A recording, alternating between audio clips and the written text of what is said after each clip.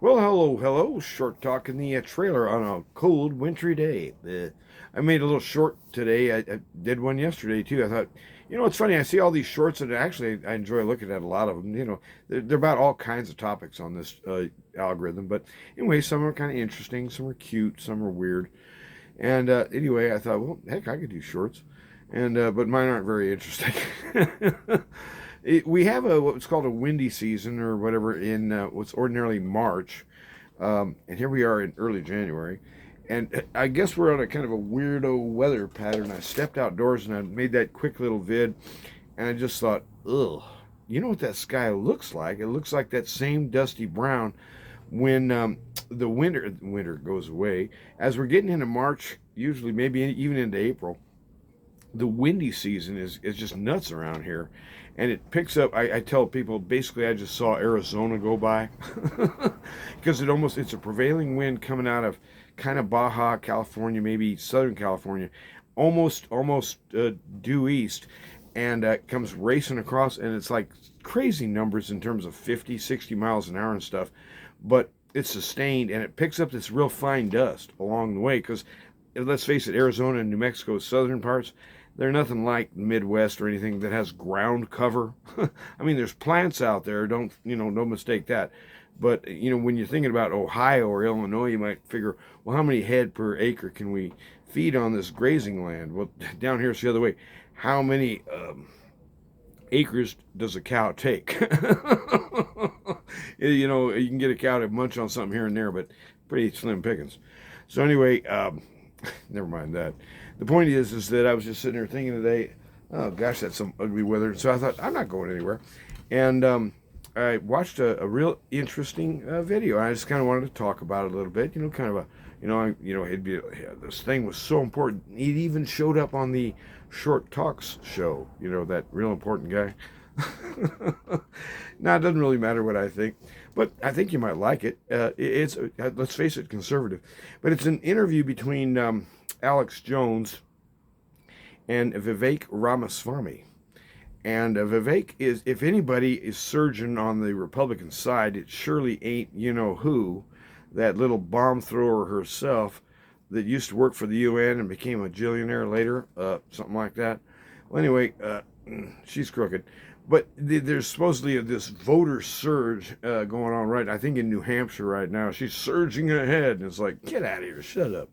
But if there is a surge, it's actually him. I mean, this Ramaswamy guy, he's sharp.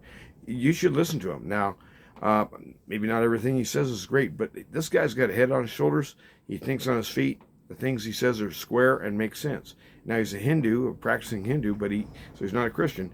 But he has a very centered and balanced kind of view in terms of being open-minded and embracing concerning other faiths. And so he's not a Hindu fanatic or anything like that.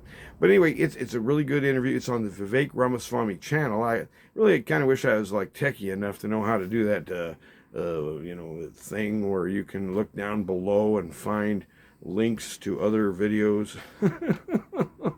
Yeah, well, that's kind of beyond my skill off the job chart. So I was just sitting here thinking today, oh boy, that shoulder sometimes just goes, ugh. And I was at, golly, I think. This thing's been getting cranky, but boy, hot shower this morning sure knocked that out. So I went to church today, and I just kind of get you up to date if you care. Hey, you what? If you want to witness a truly bizarre sermon, I mean, I have no. If the goal was to be as utterly irrelevant as possible, it was a winner. But anyway, the church I go to, I've done a little ad for them here and there, but I mean, when it's a thumbs down, it's a thumbs down. Boy, Sunday school is a complete bust. And then the worship service, I kept thinking on the way out, I thought, should have stayed in bed. It would have been more entertaining. But at any rate, today's sponsor, who has yet to send me a check, is these guys called Bone Chiller. I tried a 6 of these last week sometime, and it's pretty good beer. Kind of, I don't know is it a smoky flavor? I don't know what that is. But it's a dark ale, and it's nice beer. So anyway, they're a small brewing company somewhere, and I guess I should find out if I actually cared. But the point is if you like a dark ale or something like that, it's pretty good beer. So it's coming up on, I guess, 4 p.m. or later on a Sunday afternoon, and I haven't really done anything since after. Oh, a friend, she came by. I've known Diane for years, and I just enjoy visiting with her. She's good people. So anyway, she showed up at my doorstep after church, and I said, "Well, hey, how are you doing?" So I was just about in the step of getting my Sunday shirt off with the buttons, because that's how you can tell if I'm dressed up. And she showed up, and I said, "Well, hey, how about this? How about you and me? We go eat lunch or something like that." Okay, actually, that probably didn't happen, but anyway, something along those lines. We ended up in her car because it made sense to me, and she agreed. So she drove, and we found a place after my first shot. My first choice was a bummer, closed on Sundays, but she knew enough to check the other place in town by the same name, weird, owned by the same people, weird. They have different hours. They're open on Sundays. Why? I don't know, but they are. So we went over there. The food was less than, shall we say, stellar, but we had a great conversation. And I always like to spend time with people you've known for 30 years and more. I mean, if it's really been around that long, and if you meant anything to them at all, there's some good memories there somewhere, and there's always things you can kind of look back on together. So I was thinking, maybe kind of one of those relational days, where I actually have to talk to human beings and stuff. Okay, it could be worse. But nothing came up after that, and I didn't really seek anything out. I didn't want to go find anybody to keep company with today on a wintry, ugly day. I just thought, nah, I just want to slow down and rest and get ready for another week and realize, I ain't bulletproof no more. And boy, this old body is telling me a little story every now and again. That left shoulder just went yuck. And in the last 2 or 3 days, my right shoulder's been talking to me all of a sudden, kind of going, "Hey, gringo. Guess what? You thought you had a sore shoulder? Well, you're wrong. You got two." It's like, well, then that's something. So anyway, we're involved in essentially a life and death struggle. Getting back to the Vivek thing with Alex. And when you watch a video like that, it's 40-something minutes long. We're in a life and death struggle against really wicked, evil forces. And they're well arrayed and have a known pattern of operation. And if you're going to steer off because somebody said trilateral or someone said Bilderberg, okay, well then you're an easy mark. You're going to follow the crowd anyhow. But if you're willing to consider possibilities that exist beyond the so-called CNN universe, go listen. These guys are interesting dudes, and you can tell they're both sober, cogent, conscious people that are actually saying rational things that make sense in the language we speak, which is very unlike some nowadays, as you might have noticed. So don't you settle for any of that mumbo jumbo. But I just was sitting there thinking, and this is, if you can look it up, I mean, you can see my comment on there. Mike Labor 7688. I don't know why it's called that, but my channel is called something else. I'm sure someone could figure it out, but leave it alone. Anyway, the situation is, I made a comment, and essentially it just seems so strange to me that if indeed this is, so to speak, a fourth turning, which, by the way, is another topic, it's a discussion of a book written probably 15, 20 years ago. I do remember reading it in the past, and I found it very interesting. The fourth turning, so to speak, or as Ramaswamy calls it, a 1776 moment, where essentially, once again, we are rising up against the same British monarchy. That's an interesting idea. I hadn't considered that at all. But in this case, we've got a weird situation going on, don't we? Have you watched the LGBTQRQXYZ people on TV? I mean, the young men, who believe for erratic reasons that they are able to get pregnant on willful desire to make it happen. If only they would. Or something. Anyway, they're nuts. But they're effeminate. They're weak. What you need is commandos. You need soldiers. You need sailors. You need Marines. You need Army. You need airmen. You need fighting, capable, tough men in order to fight a war. And this is going to be a war. We don't have the soldiers. We turned them all into a bunch of wimps. Called it progress. Progress for who? You gotta ask, make yourself wonder. So anyway, I don't know about all that stuff, but I know this, it could be near the end in terms of time, months, years, before the Lord returns. And that's the important thing, because really it's all about Him at the center. In other words, do you accept or do you reject the idea that you will be held accountable for all your thoughts, words, deeds, and even intentions of your heart before the one who you know now is recording every single thing. And he already knows everything that we've always done, along the line, better or worse, mostly worse. Could you tolerate a justice scenario where the verdict would be life or death based upon obedience to his standard? Think it through. If not, join the human race. We're sinners through and through. None of us are good enough by ourselves or in ourselves, and no amount of apologizing can make the difference. And no amount of weeping can equal the burden that we've created. No, it's grace pure and simple. It's the gospel of God. And that's the last thing I kind of wanted to lead you with today. I was sitting in church today, and I tell you what, that sermon was a stink bomb. Ugh. I have no idea what it was about. But anyway, it just went on and on. But anyway, I was sitting there thinking, there's a passage in the verse near the end of the quote. This was in 1 Thessalonians, I believe. And it mentions something called the gospel of, and then you fill in the blank, what? The gospel of what? And, Paul often says things like our gospel, or my gospel, or the gospel of Christ the Lord. Something like that. In other words, the gospel, the good news, the news which is so good. By the way, what is that news? Can we cut to the chase? And there's right there where the church just seems to stumble and bumble and mumble all the time. She can never get around to tell you what the good part is. She just keeps bringing up law and the demands upon you and where your conscience should be kind of bugging you. Because let's face it, you are guilty after all. They've turned it into this weird manipulation game. Tit for tat and money involved. Watch out. Sounds like organized crime. And so there's an element in us where, people want to say I'm spiritual, although I don't go to the church. I don't practice as a Christian, but I'm nonetheless spiritual and believe that God is, etc., etc. Well, that kind of idea is growing, but really doesn't have much future to it. In other words, how does a gang of, by definition, people alienated from the culture and from each other ever unify on anything? By definition, they're cut off. By definition, they're individuals only. And so the question, kind of the teeter-totter, the Trinity jumps in here.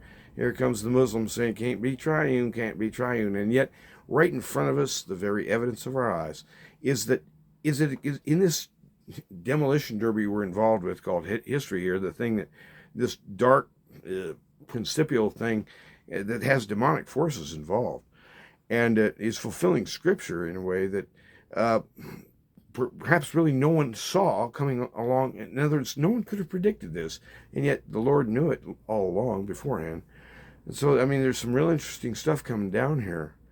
But if we're going to try to sell some kind of, industrial Christianism where you have basically paid professionals who work in a temple of God, aka the church buildings, and what do they do all weekend there? I don't know, tappity tap on a typewriter, maybe write a sermon, make a phone call. I don't know what they're doing for a living. Maybe counseling, maybe doing good deeds in the community. I have no idea. I'm not here to judge pastors. But what I'm here to say is that we need to realize this is a life and death struggle. And we're in a spirit war. And our only true ally is God the Father Almighty. And so we're torn apart by these two competing sides in politics or in religion or even in philosophy or even in our psychology. We're being torn into two polar halves. You must be A or you must be B. You must be one or you must be the other. There simply are no other options. Well, when you hear that, we're missing at least one item somewhere. There's a third leg they're not discussing. Why? Why are they silent about that? And so in this sense where you have, is it the rule of the European royalty, the aristocracy of old, trying to once again insert itself in its kind of regal manner that, frankly, we're better than you. We want to own everything. We want you to work for free for us on our land. You pay rent, by the way, to us to live. In other words, the old king-queen system versus what we had a sort of, in a theory, a representative federal republic, aka democracy, but they're not actually the same. There are differences to be made, and I'm not going to squawk about that. But the point is that, is it going to be the great big conglomeration, the one, the united mass, kind of like the Borg, you know what I mean, in Star Trek, or is it the many, the individual persons, the Alex Joneses of this world, the Vivek Ramaswamys, the DJTs of this world, the RFK Juniors of this world, and other people like Tulsi Gabbard, for instance. People who can actually carry on, conduct English sentences that make sense in context. Becoming a very rare trait, because all the blather and nonsense and BS and finger pointing of the other side is ultimately demonic in its source code. It's fathered by the father of lies, and it stinks of it too. And so, is it going to be ultimately the one, the congregant mass, or is it going to be the many, the individuals who differ also with the one, but also with each other on many things? Which rules? Must be one. And in the Trinity, the answer is yes and amen. He is one, he is many, with no violation, no contradiction. There are not three gods, there's one God. And the Father is not the same as the Son, and the Son is not the same as the Spirit, and the Spirit is not the same as the Father, and there's not three gods. Now, do I understand that? No, but I can say the words. And when we conform our verbal pattern of I agree, I say it's true, I believe it, then we are also being changed on the inside by such confessions. So you should take advantage of opportunities to declare your faith, what you really do believe, to other human beings. So that's one of the reasons I'm doing this vid. Hey, maybe 2 or 3 people might hear it. I don't know. But we need to testify before the world that God is sovereign and God is good, and he has this entire thing in control. Now, he is giving you warnings. He's giving you heads up that things are going to get weird, going to get rough, ugly, dark, like that sky out there, or worse. And yet, he's the one who provides endurance, because he's the goal we seek in person. He's the reward, the treasure himself. And along the way, he provides the food and drink we need to sustain us as we go. He's the one who calls and declares out how many days I have to live or breathe or not. He's the one who has declared the end from the beginning. And so there is nothing to fear except him. And to say I fear God, I mean it. That's the only one thing I do fear, by his grace. Guess what? That makes me free to laugh at the devil and the Bidenses and the Joneses and whoever these hot rods think they are in the WEF, this is Schwabiites and Trudeaus. I didn't really mean the Joneses. I like Alex, he's a good guy, but interesting dude too. But anyway, the point is it going to be the one, or is it going to be the many? You must choose. And this is what describes what we call history, working out that difference. And now it's this side, now it's that. Now the rise and fall. And we call it the rise and fall of empires now. Empires are coming down. And guess what? That means the U.S. of A, very likely. In my opinion, we've already been sold down the river. And in my mind, we already lost the war, because we couldn't put an army on the field. And, so there's no such thing as a draw in a war. And so, I believe we've been taken captive. But maybe I'm just being, overly somber or depressing. So go find better counsel. That's what I would do if I were you. So, but don't give up hope, because he is the hope who dwells within you. He's busted out of the tomb, kicked the door down. Hey, I'm back. And that's just for starters. And he's so good, he walks right on through walls, the prison walls you've built to keep you in and me out, because you've been hurt too many times. So he's the one who crashes through all them barriers just to find you on the inside, the real you. Yep, and he likes that one too. I know it's weird. There's no accounting for taste, okay? But he's good, and he knows what he's doing. So walk confidently and be glad in his presence, because he's the center of things, and he's like the center of gravity. He's the center post that makes sense of everything, and he's inside you by a gift. And I think we should be thankful. It's the best thing ever. That's all. Have a good day.